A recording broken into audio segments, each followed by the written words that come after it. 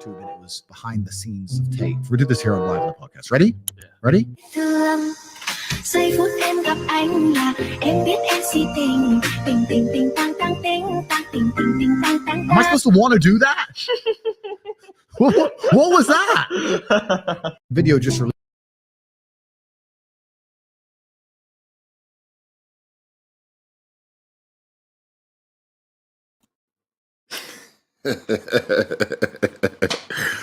Burn Live, y'all. Merle Wangley keeping you connected. Hashtagging these red eyes, changing the viewers' eye red, keeping underage smoking off social media, killing myself for your entertainment, sitting here with friends and family, starting a cannibalization. I played that beginning. I played this to show basically, the world, like I said, the world is laughing at us, man. You see how masculinity. Oh, Tate. Tate is a man, UFC fighter. Dad was a chess player, very successful man, strong minded. But then they got this invitation Tate dude dancing around because that's what they want us as Americans to look like. That's what they ideal of a man.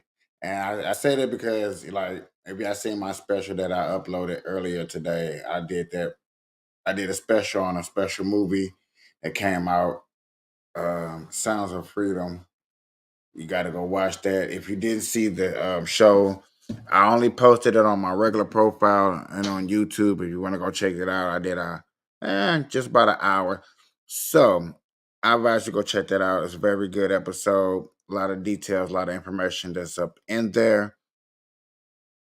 Um, Ladies and gentlemen, boys and girls, squirrel nuts, butts, guts, and we care. So the world is looking at us weirdly. We got our president who's meeting with Turkish president and had a little quick meeting. I'm gonna get into this story real quick because this is somewhat important. I'm gonna say somewhat important. Anywhere Joe Biden goes and doesn't embarrass us is a plus, but we also got to make sure that our president, we got to keep an eye on him, bro. He the dude. Good to see you again. I'd like to be with you, and we're this historic.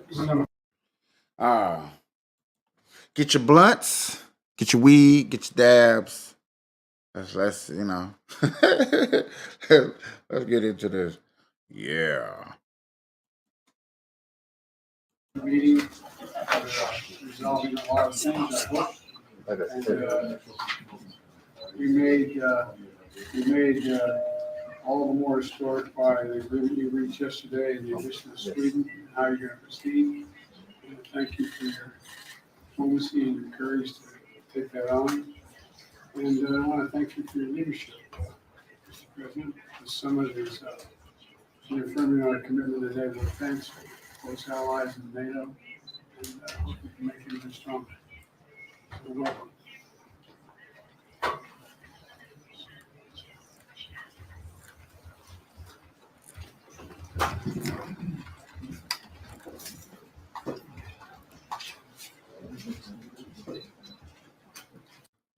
So basically, he said that in English.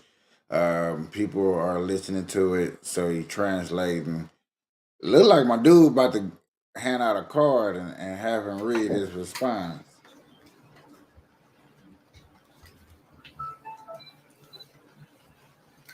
Sayın Başkan, Mr. President, değerli dostum, my dear friend, görevime yeniden seçilmem I would like to dolayısıyla first of all aradığınız thank you for congratulating me in the aftermath of my re-election to my current post. And I'm grateful for the congratulatory messages that you have extended to me. Stratejik mekanizma kapsamında And within the framework of our strategic mechanism, I think it's high time for the heads of states to get together for further consultations. That's why NATO marjında bu görüşmeyi I believe ilk adım olarak today's meeting with you within the margin of the NATO summit is the first step forward. adeta Our meetings prior to this ama were şimdi yeni bir süreci mere warm-ups, başlatıyoruz. but now we are initiating a Tabii new benim için process. bu yeni süreç This new process bir süreç. is a process of 5 years, and now you are getting prepared for the forthcoming elections. And with the forthcoming elections, I would like to take this opportunity to also wish you the best of luck. So thank you very much. Thank you. I look forward to meeting with you for the next 5 years. Yeah, so what's the 5-year plan that they got planned? What's going on over here? See? We all worried about what's going on, and our president over here. Ain't nobody really gonna cover this. This is gonna probably be a light coverage. Nothing spectacular. But you know what I'm saying? Just to see where the president is, see where he is, see who he chilling with, see who he thugging out with. You know? Basically is what we just got done doing.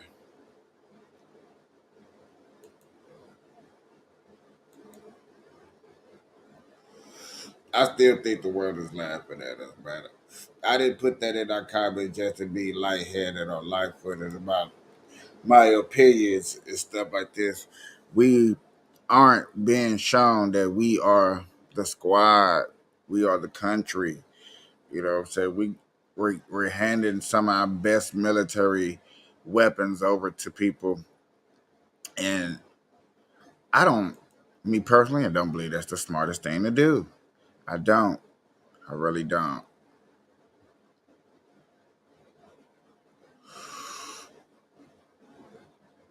Let's see. In other news, Russia's invasion of Ukraine is forcing its neighbor Finland to rush toward the embrace of NATO and the U.S.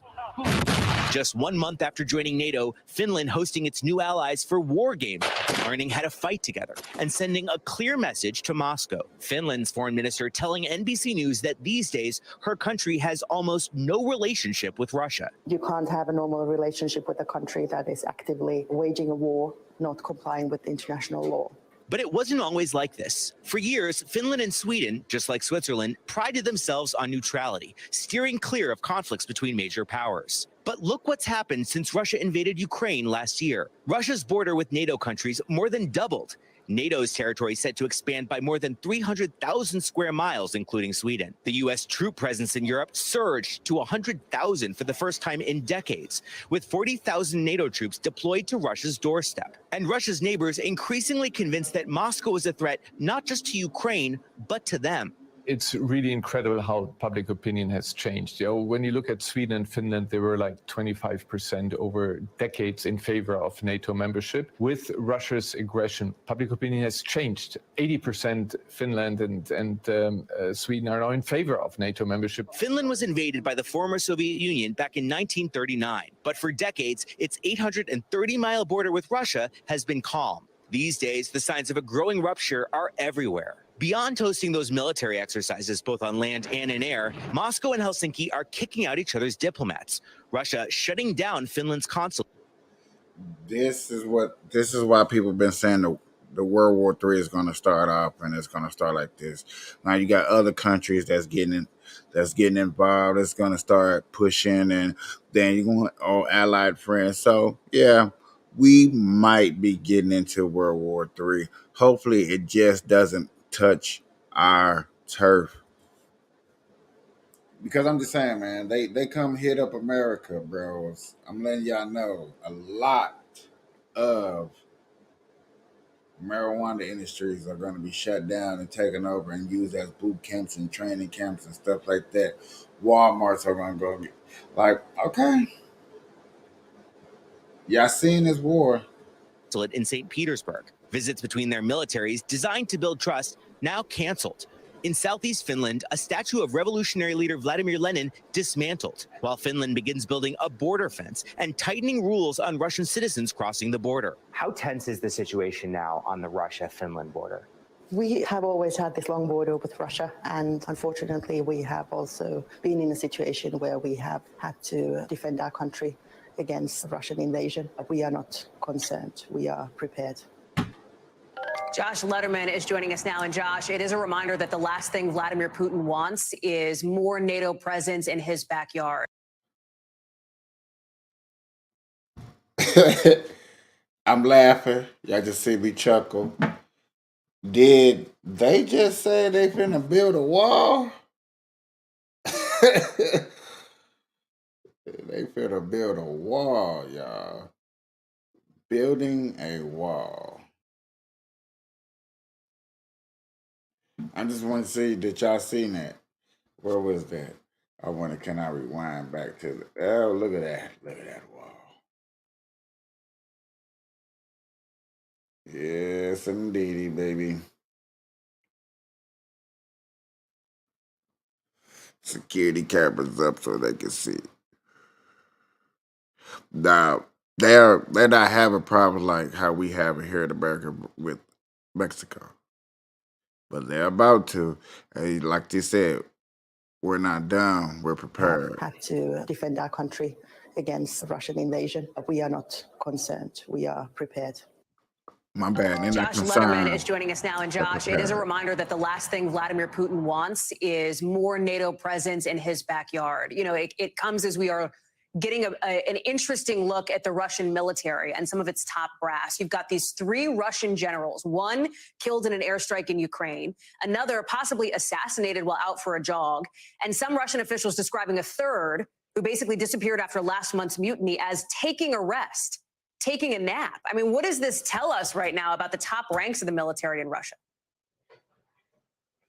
Well, Hallie, the best Kremlinologists in the world, including, to be sure, those at Russia House at the CIA, are trying to get to the bottom of that very question. The one thing we can say with certainty is that it appears there's a whole lot of tumult going on behind the scenes within Russia's government and the top ranks of its military. And as far as General Surovikin, that guy that you saw on the left-hand side of the screen, who was the general running Russia's operations in Ukraine at the beginning of the war, he was then taken out of that role. He is the one that a Russian lawmaker has said is unavailable right now because he's taking a rest before that lawmaker ran away from reporters.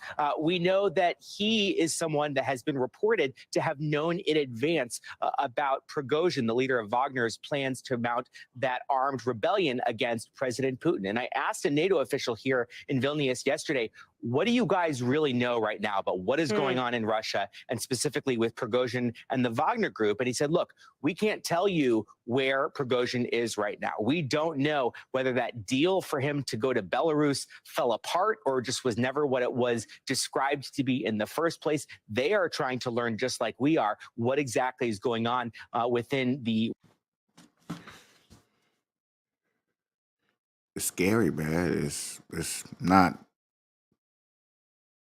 I'm not used to this. Seeing a major war go on, and now you're seeing leaders of military knocked off, or ones going into hiding, or however they want to explain it. Really need to start paying attention and seeing our surroundings. Do start looking up in the sky a little bit more when you go outside, just in case. I'm just speculating. I'm not trying to jump to no conclusions or alarms, but this right here, ladies and gentlemen, doesn't sound officially like it's what needs to be going on or what's popping. I'm just saying. This.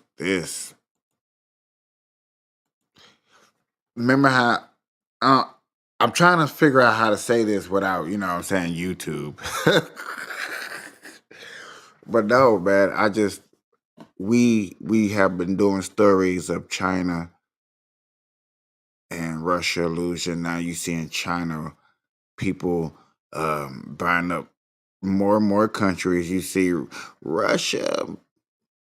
I don't know, man. It's just we really need to start watching out. I don't know what to say. And I'm going to pause on that before I go into deeper. But I am going to say this. I will be doing more reports on this, keeping up with it just to make sure we know what's going on. Just looking over our shoulders, because Canada and Mexico aren't best of friends with us for real. Like you would think, like, oh man, Canada, high five. No. Okay. No. So I'm just curious. And let me finish this Russian on out. power structure right now. But he said the one thing they do know is there is no love lost right now between the Russian military generals and the leaders of the Wagner Group. And so the fact that these two groups are going to be essentially, apparently, according to Putin, combined into one, the Wagner Group brought under the control of the Russian military, does not bode well, according to this NATO official, for the effectiveness of the Russian military going forward. Josh Letterman live for us in Finland with that great reporting as always. Thank you, Josh. Thanks for watching. Thank you, Josh. What's that? Steven. Right on. Now, y'all, normally anywhere else, you be coming on somebody's show and promoting or putting up something, people be getting all upset and mad. You can come on here and promote, put your little ideas. What is this? Uh,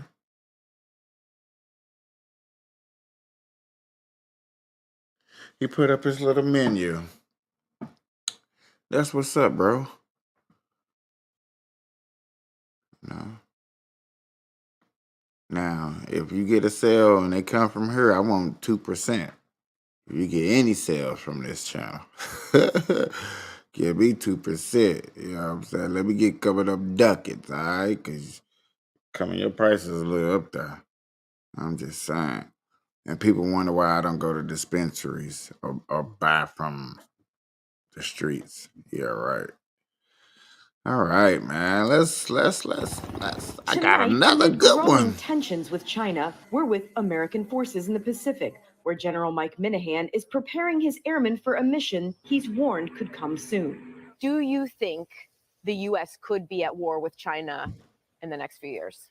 It's not me to say whether we could be at war with China in the next few years. Earlier this year, Minahan, the head of Air Mobility Command, wrote a controversial memo to his commanders warning the U.S. could be at war with China in 2 years and they need to be prepared. Do you still believe that? I don't believe conflict is inevitable. I don't believe it's unavoidable. But I also believe that ready now is what matters most.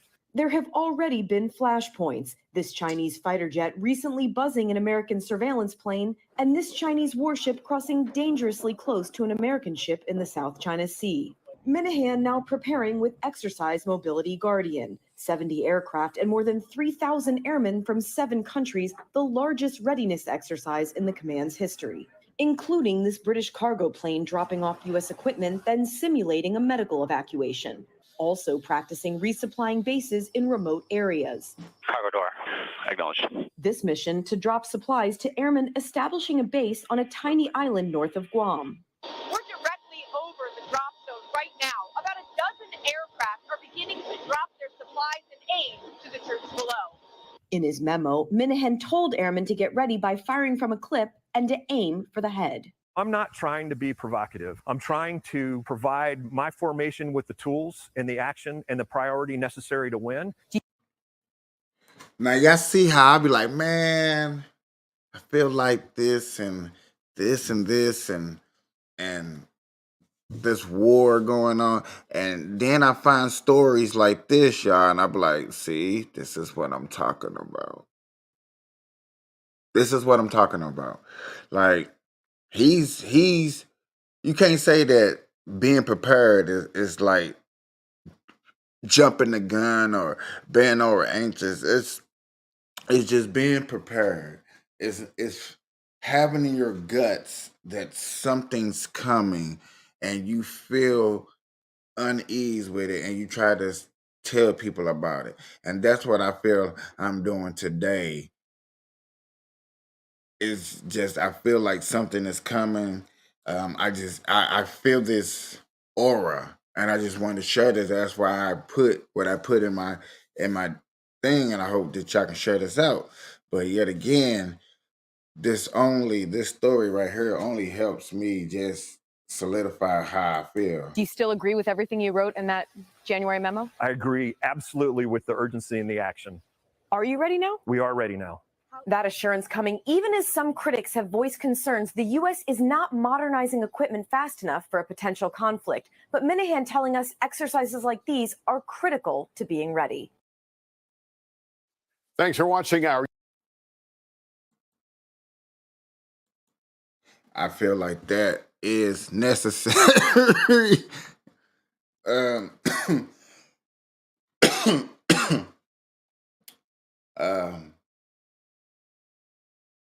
Now, I only have a problem with the televising our strategy. I don't like that. In this modern day and age, I know technology, I know they probably looking down and seeing who, what, when, where. It's just everybody, if you ain't got a weapon in your home, please get a weapon in your home.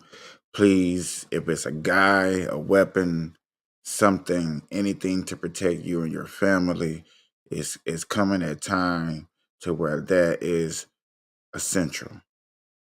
I don't mean to scare nobody. I'm not trying to scare nobody.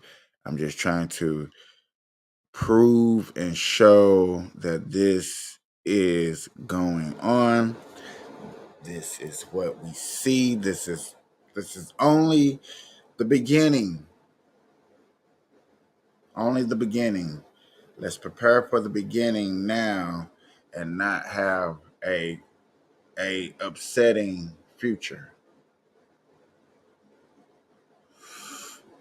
Oh, snaps. And that's just, I'm just keeping it real. We got to do that, y'all.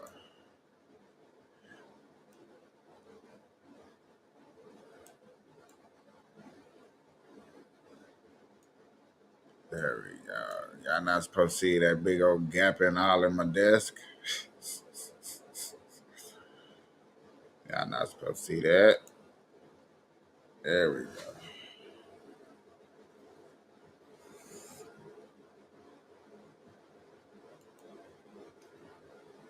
So, how many more videos, how many more times do I gotta keep trying to show y'all, like, look, just this is happening. And instead of trying to do it the Alex Jones way and getting all loud and raw, they're coming for us. They're coming for us. No, I'm gonna just sit back. I'm already showing that the government is trying to soften up America. So when other countries come in here and invade us, it's gonna be easy. Is it working? Sort of, yeah. Don't think it's not working, man. Don't think that the military not try to soften us. I mean, the government try to soften us up, try to tell certain people can't go to the military because of how they think. Being scared to have somebody have a different opinion than them. All these things are taking place to try to soften up America. And I don't like it. I don't like it.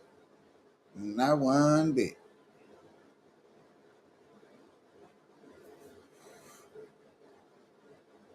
If you like it, then I don't know.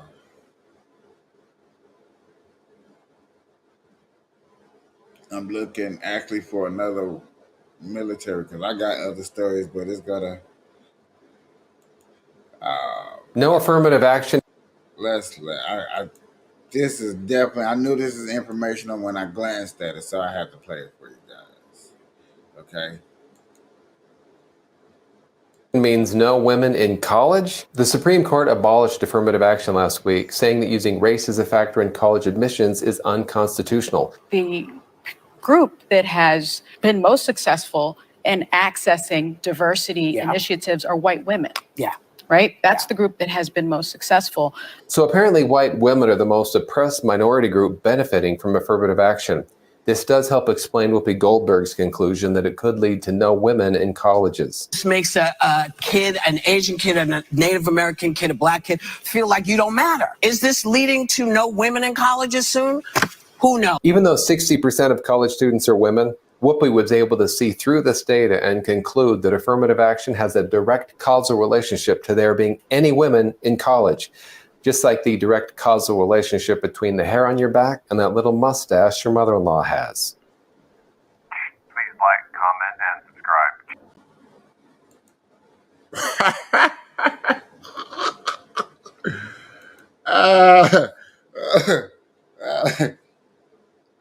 That was a good analysis.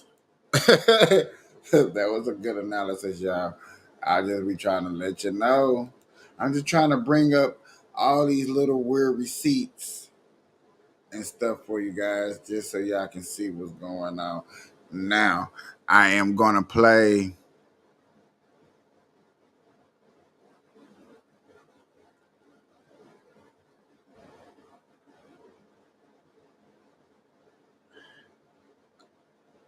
man, Man, what the hell? I'm gonna show y'all a white woman so woke, she wanna be black. My eye What color the- has changed. My eyebrow color has changed. And I can feel in myself that I'm changing to a black woman. Hey, do you see the two white correspondents? You know what they're thinking right there? Man, this crazy as hell. She needs to go see a black female makeup artist because black women don't wear that color lipstick. Black prostitutes maybe, but not black women, nah. Poor white woman, man. Just threw away all that white privilege she had. She had that whole world in the palm of her hand. She threw all that white privilege away to just be some sorry ass. I'm gonna show y'all a white woman so. That was the shocker of the day. That shocked the hell out of me. I didn't know. I had to see what it was. It scared me. Halloween came super early this year.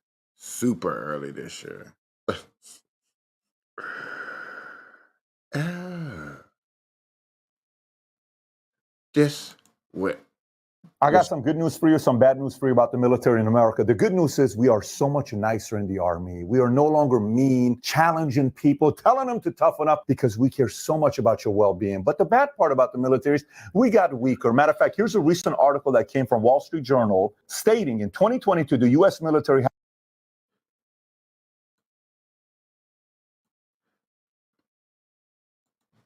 For y'all that are watching, didn't I just say this?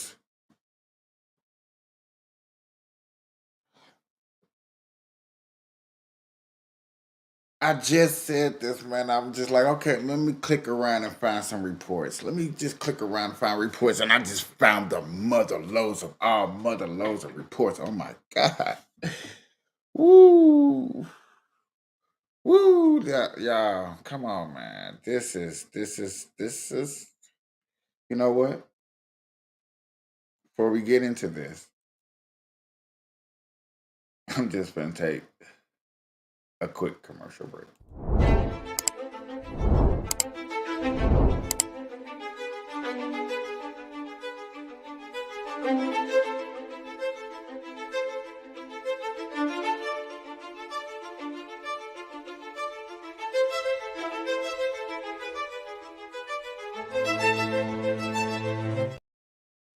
Okay. That's about all I can play on this from what I was told. But now, man, let's get into this, man. had its toughest recruiting year since we were doing an all-volunteer military in 1973. Here's the shortfall. Army's goal for 2022 for recruiting was 65,000. They fell short by 15,000 people. That's 23%. Navy's goal was 38,000. They fell short by 10,000. That's minus 26%. Air Force was 27. They fell short by 3,000, minus 11%. Marines were the only ones that had a goal and they hit it. And when I share with you the data today, I'll give you one and that's going to drive you crazy. Did you know we spend the same amount of money to Ukraine already in the fight against Russia as Russia's entire military budget was last year? Wait till you see some of this data. You're going to say, what the hell are we doing in America? Let's get right into it. I normally would say if you get value out of this video, give it a thumbs up and subscribe to the channel. I should probably say if this thing pisses you off, give it a thumbs up and subscribe to the channel. But let's get right into it. Look, there's a lot of things going on right now. So, well, because recruiting is down, it's because military's gone woke. And then Kirby, Milley, and Blinken say, no, that's not the reason. There's no real correlation between the two. So we said, listen, why don't we look at some of the numbers, see what we kind of noticing that's going on within our military? Because safety and security is very important. Woke versus the military. Let's see these numbers, baby. See who's fighting for our country. Men or the WNBA? Important to you, to I got a family. I'm sure you want to be safe as well. So let's see what's really going on here. All right, so let's first take a look at how big our military is today versus in the past before. If you look at this chart here, this goes from 50s till today. Of course, we don't want to look at World War II because I think we had a high of 16 million total. Obviously, some of it you were drafted, you didn't have a choice. But I'm looking at the era that is volunteer era and slightly prior to that. If you look at this chart, in the 50s during Korean War, we had a little over 3 million soldiers in the military. That's between 1950 to 53, a little over 3 million. Then if you notice the 70s, we went back above 3 million again. That's 3.5 million. That's the war that was going on with Vietnam, 1955 to 75. And then it dropped off. And then we go into the 80s, 90s, you're dealing with the Persian Gulf. We had roughly 2 million people in the military. And then today, we're the lowest we've ever been. We're at roughly 1.35 million people in the Air Force, Marine Corps, Navy, and Army combined. This is all active duty. So you may say, Pat, I don't know if is that a big number compared to what? Let's look at the competitors. China's got 2 million. India's got 1.45 million. We have 1.3 million. North Korea's 1.2 million. Russia's got 850,000. Then it's Pakistan at 640. Iran's got 575. South Korea's got 555. Vietnam's got 470. And Egypt has 415. By the way, for some of you that want some fun fact type of thing, active and reserve, Vietnam's the most with around 5.5 million. They're really concerned if another Hiroshima happens again, so they want to make sure they stay paranoid. Now, let's look at some stats here. Today, nearly 80% of all Army recruits have a family member who served, meaning if I join, maybe it's like, my dad served, I want to do the same. My uncle served, I want to do the same. At the same time, the Department of Defense said that 77% of American youth are disqualified from military due to a lack of physical fitness, low test scores, criminal records, including drug use, or other problems. So if you don't have that big of an inventory and they're not qualified, what do you have to do? You either have to keep the standards the way it is or say, well, why don't we just lower the standards to get more people that get in? And then at the same time, in 2021, only 9% of young people ages 16 to 21 said they would ever consider joining the military. Now let's take a look at what's happened in America with different policy changes since 2011 to today. 2011, U.S. repealed the Don't Ask, Don't Tell policy, prohibiting gay recruits from serving openly in the military. 2013, U.S. lifts ban on women serving in combat roles. There's a big thing that happens in 2013 when they said women can go into combat. Wait till you see this data here. According to the Center for a New American Security, CNAS, the number of women serving in combat occupations increased over 60% between 2013 to 2018. But what else increased? Let me show you. Sexual assault reports made to Department of Defense skyrocketed right after 2013. When you look at this here, notice how from 2007 to 2012, it's flat. 2013, combat takes place. Look at the report. Golly, Jesus Christ, man. Woo, perverts, predators, people that just can't get the wood up. Man, just don't know what the word no means.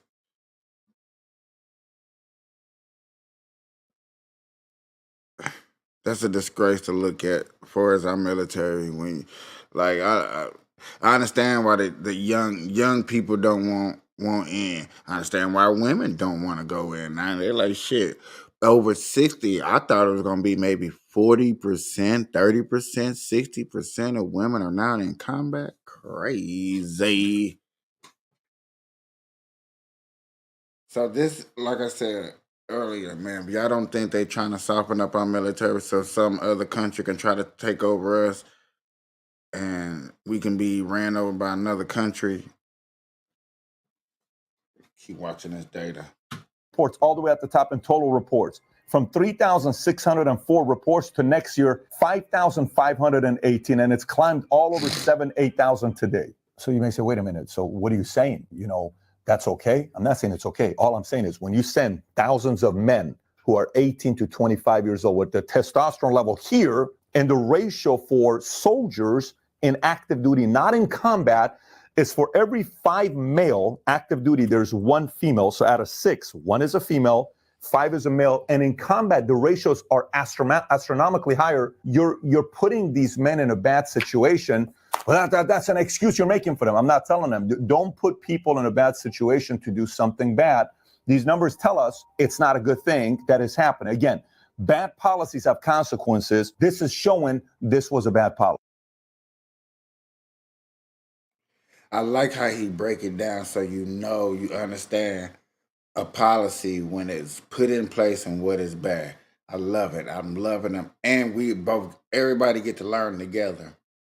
You get to actually learn something. Yeah. So, like he said, out of 5 is 1, and then in combat it doubles. So you talking about it's probably 15, 20, and it's probably 2 women. Yes, that's okay. Policy. November 2017, this was the first time the Defense Health Agency approved payments for sex reassignment surgery for active duty U.S. military service members. Matter of fact, Pentagon spent $15 million between 2017 to 2021 treating 1,892 transgender troops, including $11.5 million for psychotherapy and $3.1 million for surgeries, according to the Defense Department data provided. What? That's disgusting. Oh my God, bro. Now y'all probably looking at like, man, I didn't want to learn that. Now that I did not want to. Now, yes, I'm loving how he bringing up stats, but I'm loving how he bringing up stats that I don't want to see too. I don't want to see that. That needs to change. That we need to be voting on. Now, this is what I'm saying. I'm saying it. Now, if I can find a way, and we need to put together to change that scenario right there, it's hands down need to be started on work on. I'm voting for it. You know what I'm saying? That needs to go. That's disgusting. To military.com. I want you to think about in Russia, in China, in Iran, they're getting a report. Did you know America spent $15 million for surgery? Pentagon, 1,890. What do you think the enemy's thinking? Oh my God, we're going to go against transgenders. We have to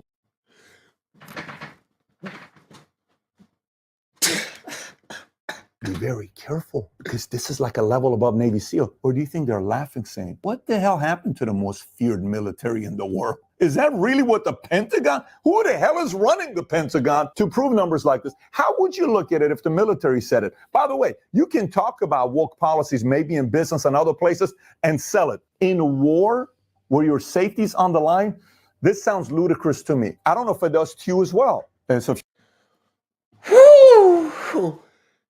I'm about to pass out on the show, bro.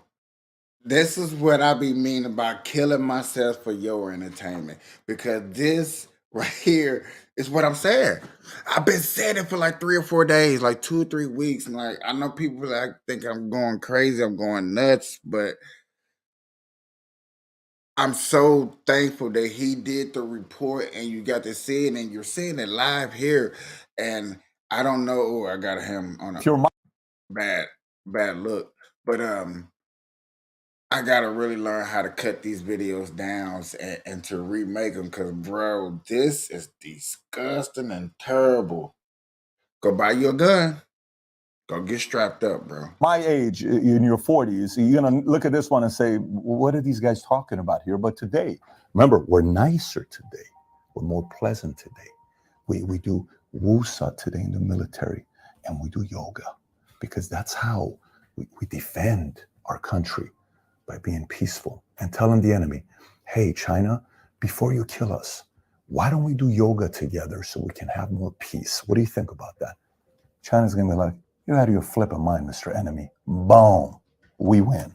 2018, big change, big policy change. You ready? Harassment prevention and response in the armed forces. Policy created under direction of Defense Secretary Jim Mattis. So in 2018, Jim Mattis came up with a policy. The whole thing was around anti-bullying policies, which he came up with. And they defined bullying as offensive jokes, epithets, ridicule or mockery, insults or put-downs, displays of offensive objects or imagery, stereotyping, intimidating acts, veiled threats of violence, threatening or provoking remarks, slurs, derogatory remarks about a person's accent, displays of racially offensive symbols. Sounds like The Last Dance with the Chicago Bulls when you played with Michael, because sounds like all that stuff was Michael doing that when he was challenging his people, and we call him the greatest of all time. I understand some of these things may be harmful, hurtful, hurt someone's feelings, but you're defending a nation. Maybe in 3rd grade, I understand these things. Maybe in 5th grade, maybe in a church, okay, you can't cross the line with this stuff, but you're being mentally toughened up to imagine what the enemy's going to tell you. If you can't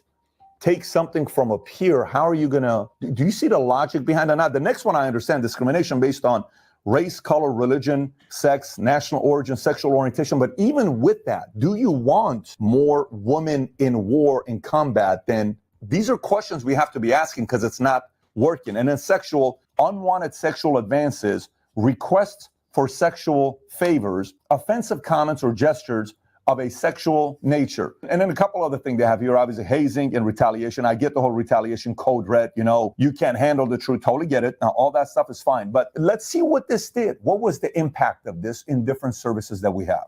So now, what is the punishment if you do something like that? Let me read you exactly what the punishment was for doing this. Number one, a court-martial conviction for hazing can result in a maximum sentence of 1 year of confinement, a dishonorable discharge, and forfeiture of all pay and allowances. That's probably going to scare the crap of half the military leaders saying, whoa, I don't even want to deal with the second one. A non-judicial punishment for hazing can result in a reprimand, loss of rank, extra duty, restriction to quarters, or a combination of these punishments. A victim of hazing can also file a civil lawsuit against the perpetrators. I see why the military ain't gonna recruit nobody. Now, you and I may have a different opinion. Some of you guys may say, Pat, what's wrong with that? We should have that. Totally fine. Is it working? And if we're mentally and emotionally preparing you to do what? To go shoot the last shot, and while you're shooting the free throw, the player shouldn't say anything bad to you because it's going to hurt your feelings? Okay, fine. You want to put that in your little league? Do it. You think the enemy is going to go by these same guidelines? You think the enemy is going to be like, I can't say bad words about you, you little shorty. I can't say anything bad about you, you little fatty. Or you think they're going to come at you and emotionally try to, this is either going to work or it's not going to work. But just think about from the enemy standpoint. The enemy is looking at this saying, what a bunch of mentally and emotionally weak people Americans have become. This next one's pretty wild. In 2020, Army replaces Shark Attack with team events called the Thunder Run, meaning Shark Attack, if you don't know, they don't say go swim with sharks. Shark Attack in the military is when drill sergeants screaming in trainees' faces as they stepped off the buses, ordering them to perform exercises using loaded duffel bags. I clearly did this in 1997 when the drill sergeant was hitting me with his hat. Go, hey, private, get your duffel bag. I remember that. Drill sergeants were charged with assessing the trainee's ability to handle stress, singling out the perceived undesirables by enveloping them in a manner that emulated a shark attack. So that's what they did before. And by the way, they replaced that with Thunder Run, which is incredibly nice. Okay, very nice. Let me share it with you. Team building exercises that aims to build trust in recruits are penalized with physical exercises instead of getting screamed at. What a generous climate to prepare these young soldiers to protect. Oh my our God. country, because the enemy is getting nicer. We have to definitely consider getting nicer. August 2021, the botched withdrawal from Afghanistan. We left $80+ billion of equipment there. It's not a big deal. We can make that again and sell it again. Just come back, guys. Then in May 13, 2021, the woke recruiting cartoon, Emma with Two Moms. I don't know if you've seen that. If you've not seen it, this is when they started saying we have to kind of inject woke in military. Now it's in front of all of us. We're seeing it. October 2021, maybe emotional for some. You ready? Not a General Patton, something better than Patton, a 4-star. What? General. What? Imagine when the enemy hears about that. Can you imagine? She is like, guys, it's over. We're shivering. We're going to face a 4-star trans general. This person's going to have strategies better than Napoleon, better than Patton, better than all of these guys combined. It's game over. Let's just kind of surrender and say, you know what, US? You guys got it. You win. Next, November 2021, DOD mandates COVID vaccines for all service members. By 2020, roughly 40,000 National Guard and 22,000 Reserve soldiers who refused to take the vaccine have been cut off from military benefits, according to the U.S. Army, and more than 8,400 service members were discharged for refusing the shot. April 2023, you ready for this one? Air Force will allow more body fat for recruits as service struggles to find new airmen. Male recruits are now allowed to have up to 26% body fat, used to be 20%, and women are allowed to be 36% body fat. It used to be 28% body fat. So let's talk about the problems. Why is only 9% of kids 16 to 21 thinking about joining the military? Do they love their country? Do they have pride in America? Let me share with you some statistics here. Here's Americans on being proud to live in the United States in 2022 by generations. Baby boomers, 73% of boomers are proud to be Americans. Gen X, my generation, 54% are proud. Millennials, 36% are proud. But Gen Z, only 16% of them are proud to be Americans. By the way, who does Gen Z spend a lot of time around? Schools. Oh, what are you saying, Pat?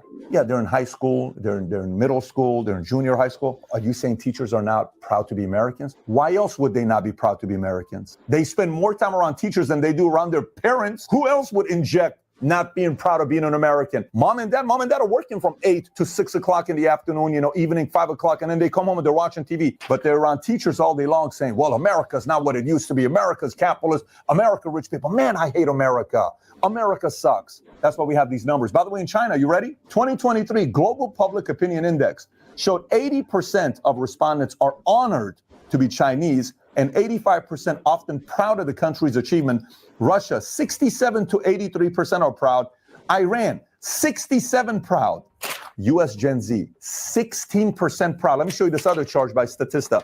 Take a look at this here. The red says extremely proud, very proud, and the blue is just extremely proud, okay? It used to be 90% in the early 2000s. We're at 65%, and the blue used to be in the 70% in the early 2000s. We're at the lowest we've ever been. 38% is how proud we are to be American. Interesting. I'm glad I paused it right there. That's beautiful. With the honest, beautiful. I put my head down in shame because this military has truly softened up. I would have never, ever, ever, ever, ever thought that these measures would have took place. I understand cutbacks and putbacks and stuff like that. Understandable. But never at this dramatic measure, not this intense. This is, to me, this seems very, very over the top and scary. And if I didn't put the perfect title up here and then have this explanation right here for you, I don't know what else to do. To be proud, man, I'm proud 99% all through my body to be an American. Yes. For everybody that watches my show, that don't like me, that love me, that hate me, that would spit on me, that's a U.S. citizen here in America. I would die for this country because that's how much I love America. I don't want to go nowhere else. I want to fight. I want to be free. I don't want to be. I almost make me want to join the military. Like, all right, man, fuck it. Like, what I gotta do? For real, it's serious. Greatest country in the world, creates tens of millions of jobs worldwide, has done so much good for society, but we're not proud to be Americans. Why would anybody join the military that they're not proud of their country? And who are they spending time with? School teachers, who are also not proud. Not all of them, but this ratio only tells us someone's got influence over them. I'm saying teachers have major influence over this issue here. So this whole thing about woke, why would the military go woke, right? You would say, I understand why Anheuser-Busch would go woke. I understand why Disney, why Netflix, stock market, billion-dollar companies, S&P 500, BlackRock and these guys can get a hold of them, right? I totally get that. But military, come on, Pat, what are you talking about? Well, here's some data you need to know about of what's happened. Since 2001 till today, Pentagon has spent $15 trillion. Let me say that one more time. $15 trillion, of which 54%, that's $8 trillion, went to private sector companies. Private sector companies report and are held accountable to who? ESG numbers, aren't they? Oh, shoot, you're kidding me. No. Let me go a little deeper for you if you're liking this stuff. According to DOD today, 71% of the U.S. military budget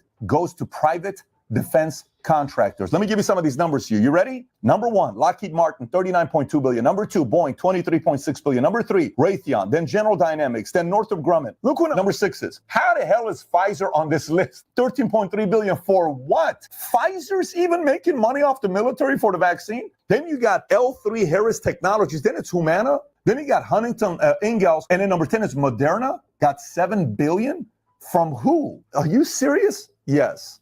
Who controls that? The same ESG folks. And by the way, you want to look at lobbyists, where they rank, how much money they're spending on this? Let me just give you the leaders bulletin on lobbyists and what these guys are doing. And FYI, you know how typically it's always been, well, you know, Republicans are all about the war and that we can buy Republican senators and Republican congressmen and Republican this, but Democrats, you know, Democrats, they're typically bought by Pfizer and Big Pharma, but Republicans are the military people that buy them, but there's big military contractors. Today, both Republicans and Democrats are for war. Take a look at this data here. So by the way, here's an overview from 2015 to 22 of defense aerospace lobbying. And it shows the companies, Lockheed Martin, Boeing, Northrop Grumman, United Technologies, Electro Impact, then how much money they gave to Dems versus Republicans. Do you see that? So at the top, 2015-16, Lockheed was 1.5 to Democrats, 2.2 Republicans, 1.6, 1.318. If you notice, Republicans were getting more money. Even in 2017 and 2018, Republicans were getting more money than Dems. In 2019, 2020, still Republicans were getting more money on the Lockheed Martin side, but watch who flips. Northrop Grumman gave more money to Dems than it gave to Republicans. And then at the bottom, if you look at Lockheed Martin, 21, 22, more to Democrats, Northrop Grumman, more to Democrats than the smaller ones. They're about even to each other, but Democrats are now getting more money from Lockheed Martin and Northrop Grumman than Republicans are. We've always been told, Pat, Democrats are not for war. Well, not according to the money that's being given to the Dems today. Maybe parties have changed a little bit. Let's talk about solution. Remember earlier I said, you know, if this thing pisses you off, give it a thumbs up and subscribe to the channel. Are you pissed off yet? Well, let me give you the solution, right? So for me, here's where the buck stops, where the problem is. What happens? Have you ever had a job when you went to orientation? Or have you gone to college when you go to an orientation? Or have you ever played for a sports team and you gone to orientation, or joined a church and you go to orientation 101? What do they sell you? They sell you the company. Well, you know, let me tell you, Xerox was first founded, the company's name was Haloid, and the founder was this, and da-da-da-da. And our pride in the company is this. Or you worked at Apple. Steve Jobs and Steve Wozniak had an idea back in 1976 when they noticed Bill Gates was doing this, and they said, they're going to build a computer, the PC, personal computer. Oh, wow, what a great history. And Notre Dame is known for before Lou Holtz and da-da-da. The New York Yankees, George Steinbrenner and Babe Ruth and da-da-da-da. Man, I'm so proud to be a Yankee. Every school year should start with every teacher in every class for the entire week selling America on why it's the greatest country in the world. Every kid in orientation first week needs to be sold on the greatness of America, the positive impact it's had in the world where you and I, whatever religion we are, whatever color we are, whatever part of the world we are, we can coexist. You like the Red Sox? I like the Yankees. You like the Lakers? I like the Clippers. You're a Muslim? I'm a Christian. You're an atheist? I'm a Scientologist. It doesn't matter. We can coexist because this is the greatest country in the world where 40 million immigrants are here. They can go to any other country in the world. They can go to China. They can go to India. They can go to Russia. They can go to Iran. They can go to Colombia. They can go to Cuba. They can go to Venezuela. They can go to Germany, but they chose America. Why did you choose America? It's on an island of its own. You got to fly from China to come. You got to fly from Middle East to come. You got to fly from Europe to come here. Why are you coming here? Why don't you go through the surrounding countries? Because this is the greatest country in the world. And we have to be proud. When I joined the Army, I'll never forget, I'm in Fort Jackson, South Carolina. I joined April 15th of 1997. Memorial Day came. I'm in formation looking at grown men and women, E8, sergeant majors, first sergeant E8s, captains, colonels, generals, tears. And we're looking at them, proud to be an American. They sold you on the greatness of this country, and you have to be proud about it. If we do that, kids are going to say, I love America. I love America. I love America. Prime Star said when we took out the Pledge of Allegiance, last one was June. You know what we do in America in June? Pride Month. What do you see everywhere? You see the rainbow flag everywhere. For an entire month, we dedicate to a small community an entire month. But the majority of Americans get one day, and that's 4th of July. What? No. Pride Month to celebrate maybe a community, maybe a day, maybe a half a day. Proud to be an American? Every day, every day, you and I need to be proud to be Americans, not one day, every day. We need to sell our story to the kids early on. I definitely don't think we're doing that. My second concern is, I don't know how we do this, but companies that are able to leverage the military to make a lot of money and they get the government contracts, Northrop Grumman, Raytheon, all this stuff, they have to be either excluded from ESG guidelines, because then that officially means that BlackRock, Vanguard, and State Street are running the military. Who the hell are you to be? You officially are more powerful than a commander-in-chief? What are we talking about here? No, stay out of this business. This is none of your business, okay? We're trying to protect the average American's house and make sure we keep their freedoms. ESG has no place in the military. Zero place in the military. We have to keep that outside of the military. You go screw up as many Fortune 500 companies you want to do, okay? Because long term, everyone's going to realize your philosophies don't work, okay? Even Larry Fink recently said ESG has been weaponized. We have to change the word to something else. ESG has not been weaponized. You've weaponized ESG against the American people, not the American people and the critics using the word ESG as a way to weaponize against you. Who the hell are you? An $11 trillion company to tell American people we're weaponizing against you? You're doing it to the American people and they're sick of it. Simple. Military, there is no place in ESG in the military. Next one, I'm like, as a financial advisor, I've been a financial advisor since the day before 9/11. I got my Series 7 in November of 2001. And so I've been sitting with clients. So you have to look at our balance sheet, families' numbers, what they're looking at, what are you spending, what's coming in, income, outflow, all that stuff. So U.S. is spending last year $801 billion in the military. Number 2 is China, 293. Then it's India, 76. Less than a tenth of what U.S. spends. UK, 68 billion. Russia, 65.9. Annual, Russia, 65.9. We send 66 billion to Ukraine, while Russia's annual is 60. You tracking? This is like weird stuff, right? France, 55.6. Germany, around the same. Saudi, 56, around the same. Japan, 54. South Korea, 50. What the hell are we doing with this $801 billion? Where's this money going to? Where's accountability with this? Guys, I'm a pro-military guy. I'm a pro-Second Amendment guy. But what are we doing with this $801 billion? I think we need to kind of audit it and see where the money's being spent. Where's it going to? Where's the investments we're making? Is it wise investments we're making? Why do we use the US dollars to make money for these other companies? 71%. It's a little bit concerning. And last but not least, whether you're a Democrat or Republican, if I read structure on what the Kennedy's family stood for, Bush's family stood for, you like one, you don't like the other, I don't care. I'm just telling you what these families built from the top. The idea was that there's 4 ways to give back to your country. Number 1 is through military. Number 2 is through public service, politics, whatever you want to get into. Number 3 is through church. And number 4 is through charity. Go, participate and get involved in a nonprofit organizations. This is something where we have to contribute to what this great nation has done for us. This place was here way before you and I got here, unless if you're 250 years old, and you're not. These 56 men built it, and we are the recipients, the beneficiaries of these incredible policies, and this Constitution and the Bill of Rights. We are the recipients of these 56 men who were anti-establishment men against Britain, where they said, no, we want to be free. We want our people to be free. So we went from having 56 men who were anti-establishment, wanting to fight for the freedom of you and I, to now going back and becoming exactly what we... Do you understand what's going on here? It's kind of weird, right? So if you love America as much as I do, this is when we got to be a little bit vocal and sell America to everybody around us. Tonight, after you watch this video, sell it to your brother, to your sister, to your husband, to your wife, to your coworkers. Just go tell them why you love America so much. Actually start that tradition. Make a video. So you know what I'm doing tomorrow, y'all. Why I love America. Why I love America, man. That's crazy, y'all. That's crazy. I had to put this up there. They're laughing at us. I showed y'all the reason why I'm always bringing y'all these receipts. I love y'all to death, man. Smoke it up with your boys. Share this video out. Like, subscribe, commenting on this video. Man, y'all know how we do this, man. Good morning, good afternoon, good night, whenever you're watching this. Peace.